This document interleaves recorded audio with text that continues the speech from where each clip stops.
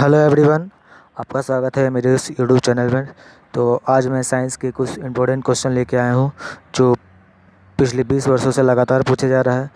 तो आपके एग्जाम में दोस्तों पूछा जा सकता है, तो वीडियो को शुरू से लेकर अंत तक जरूर देखिएगा। अब वीडियो अच्छा लगे तो वीडियो को लाइक करिएगा और मेरे चैनल पर नया है तो चैनल को सब्सक्राइब कर लीजिएगा। तो चलते हैं क्वेश्चन की तरफ। जैसे कि पहला क्वेश्चन है, नाभिक की खोज जो है किसने की थी? जी हाँ दोस्तों, नाभिक की खोज किसने की थी? तो नाभिक की खोज जो है अर्नेस्ट रदरफोर्ड ने की थी। तो बी हो जाएगा इसका राइट आंसर। तो आप लोग याद रखिएगा कि नाभिक की खोज जो है अर्नेस्ट रदरफोर्ड ने की थी। तो चलते हैं नेक्स्ट क्वेश्चन की तरफ। न्यूलिकॉन न्यूली न्यूलियॉन क्या है? जी हाँ दोस्तों, न्यूक्लियॉन क्या है?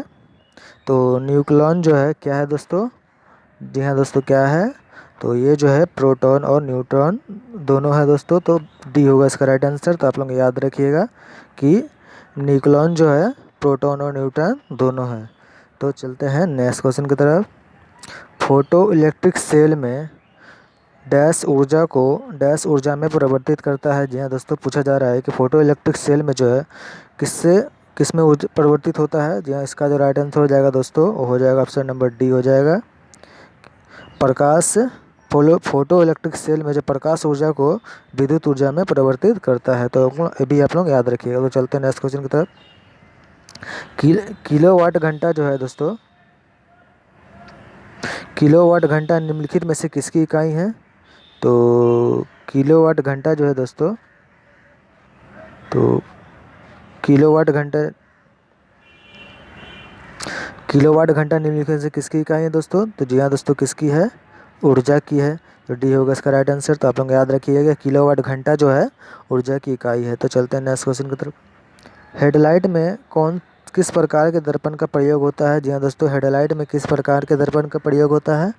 जी हाँ दोस्तों, किस प्रकार का होता है? तो अवतल दर्पण का होता है। तो सी हो जाएगा इसका राइट आंसर। तो आप लोग याद रखिएगा हेडलाइट में जो है अवतल दर्पण का उपयोग होता है। तो चलते हैं नेक्स्ट क्वेश्चन की तरफ। ठोस कार्बन डाइऑक्साइड को किस रूप में जाना जाता है? तो ठोस कार्बन डाइऑक्साइड को जो है सूखी बर्फ के रूप में जाना जाता है दोस्तों। तो ये भी आप लोग याद रखिएगा कि ठोस कार्बन डाइऑक्साइड को जो है सूखी बर्फ के रूप में जाना जाता है। तो चलते हैं नेक्स्ट क्वेश्चन की तरफ। प्रशीतन भोजन संरक्षण में कैसे सहायता करता है? जी हाँ दोस्तों, प्रशीतन जो है भोजन संरक्षण में कैसे सहायता करता है? कैसे करता है दोस्तों? तो इसका जो राइट आंसर हो जाएगा दोस्तों ऑप्शन नंबर बी हो जाएगा, जैव रासायनिक प्रतिक्रिया की दर पर कम करता है दोस्तों। तो आप लोग याद रखिएगा कि प्रशीतन जो है दोस्तों भोजन संरक्षण को जैव रासायनिक प्रतिक्रिया की दर को कम करने में सहायता करता है। तो चलते हैं नेक्स्ट क्वेश्चन की तरफ। निम्नलिखित में से कौन सा अधातु वर्तनीय नहीं है? जी हाँ दोस्तों, कौन सा जो है अधातु वर्तनीय नहीं है? जी हाँ दोस्तों, कौन सा नहीं है? तो ग्रेफाइट नहीं है दोस्तों। तो बी हो जाएगा इसका राइट आंसर। तो आप लोग याद रखिएगा कि ग्रेफाइट जो है एक अधातु वर्तनीय नहीं है। तो चलते हैं नेक्स्ट क्वेश्चन की तरफ। थायमीन निम्नलिखित में से किस विटामिन का रासायनिक नाम है दोस्तों? तो थायमीन जो है दोस्तों किस विटामिन का रासायनिक नाम है? तो थायमीन जो है रेटिनॉल का है, सॉरी B1 का है। तो थायमीन जो है B1 का रासायनिक नाम है। और आप लोग ये भी याद रखिएगा दोस्तों कि विटामिन ए का रासायनिक नाम क्या है? तो विटामिन ए का जो रासायनिक नाम है वो होता है आपका रेटिनॉल। और विटामिन डी का तो आप लोग जानते हैं दोस्तों कैल्सिफेरॉल। तो चलते हैं नेक्स्ट क्वेश्चन की तरफ। डैश विश्व का सबसे छोटा पक्षी है। तो डैश जो है माने विश्व का सबसे छोटा पक्षी कौन सा है दोस्तों?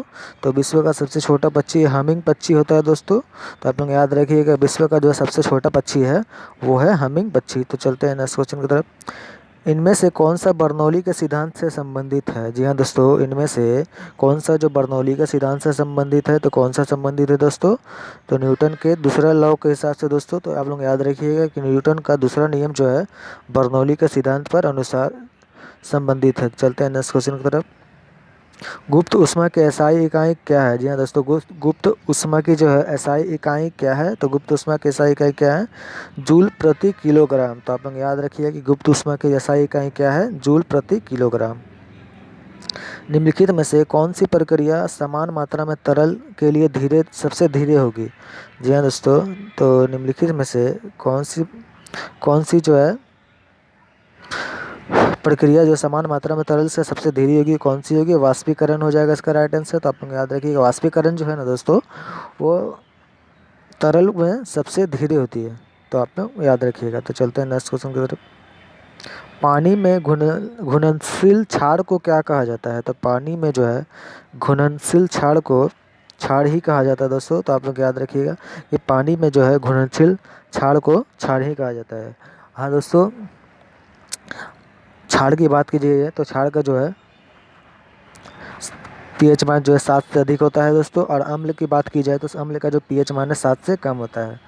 और उदासीन का पीएच मान 7 होता है। तो ये भी आप लोग याद रखिएगा। तो चलते हैं नेक्स्ट क्वेश्चन की तरफ। ट्रोना निम्नलिखित में से किस धातु का आवश्यक है?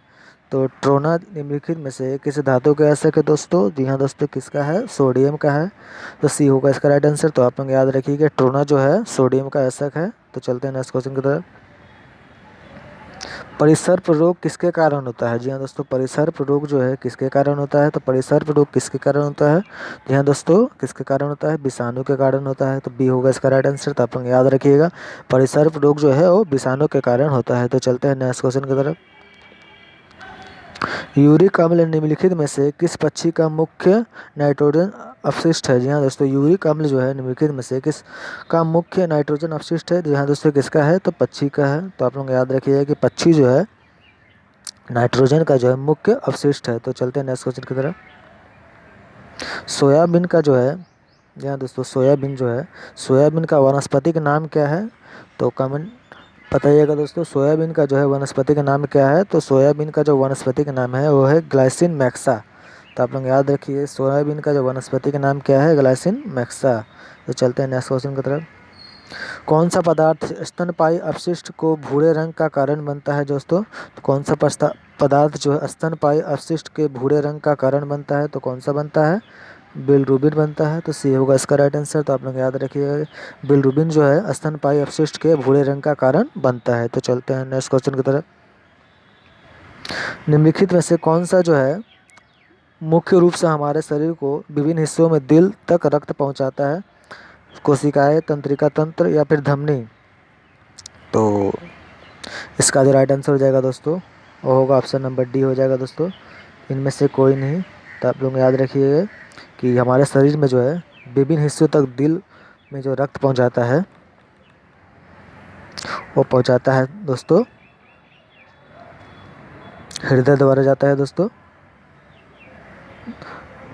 तो आप लोग याद रखिए कि हृदय के द्वारा जो है हमारे शरीर में विभिन्न हिस्सों तक दिल में रक्त पहुंचाया जाता है। तो ये भी आप लोग याद रखिएगा दोस्तों। तो चलते हैं नेक्स्ट क्वेश्चन की तरफ, देख लीजिए दोस्तों।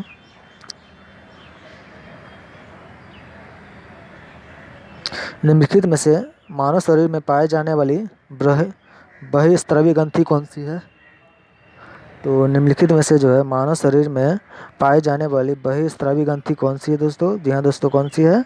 तो लाड़ ग्रंथि है। तो डी होगा इसका राइट आंसर। तो आप लोग याद रखिए कि लाड़ ग्रंथि जो है बहिस्रावी ग्रंथि है जो मानव शरीर में पाई जाती है, भी आप लोग याद रखिएगा। तो चलते हैं नेक्स्ट क्वेश्चन की तरफ। इनमें से कौन सा मछली नहीं है? जी हाँ दोस्तों, इनमें से कौन सा मछली नहीं है दोस्तों? तो कौन सा नहीं है दोस्तों? तो व्हेल जो है एक मछली नहीं है, ये भी आप लोग याद रखिएगा। ठीक है दोस्तों, तो चलते हैं नेक्स्ट क्वेश्चन की तरफ। जिंक की परमाणु संख्या क्या है दोस्तों? तो जिंक की जो है परमाणु संख्या है क्या होता है दोस्तों? तो जिंक का परमाणु संख्या 30 होता है दोस्तों। तो आप लोग याद रखिएगा कि जिंक का परमाणु संख्या 30 होता है। तो चलते हैं नेक्स्ट क्वेश्चन की तरफ। निम्नलिखित में से किस अम्ल को अम्ल का राजा कहा जाता है दोस्तों? तो निम्नलिखित में से किस अम्ल का अम्ल राजा कहा जाता है? अम्लों का अम्ल सल्फ्यूरिक अम्ल को कहा जाता है दोस्तों। तो आप लोग याद रखिए कि सल्फ्यूरिक अम्ल को जो है अम्लों का राजा कहा जाता है। मानव शरीर में जो है लाल रक्त कोशिकाओं का औसत जीवन काल कितना होता है दोस्तों? तो मानव शरीर में जो है लाल रक्त कोशिकाओं का औसत जीवन काल जो लगभग 120 दिन होता है। तो आप लोग याद रखिएगा दोस्तों कि मानव शरीर में जो है लाल रक्त कोशिकाओं का जो लगभग 120 दिन होता है। तो वीडियो कैसा लगा दोस्तों? अगर वीडियो अच्छा लगा तो वीडियो को लाइक करिएगा, और मेरे चैनल पर नए आए हैं तो चैनल को सब्सक्राइब कीजिएगा। और अगर आप लोग वीडियो देख रहे हैं तो कमेंट ज़रूर करिएगा दोस्तों, ताकि मुझे भी पता चले कि मेरी वीडियो जो बन रही है आपको सही लगी या नहीं लगी। ठीक है दोस्तों, तो आज के लिए इतना ही। अब चल मिलते हैं नेक्स्ट वीडियो में दोस्तों।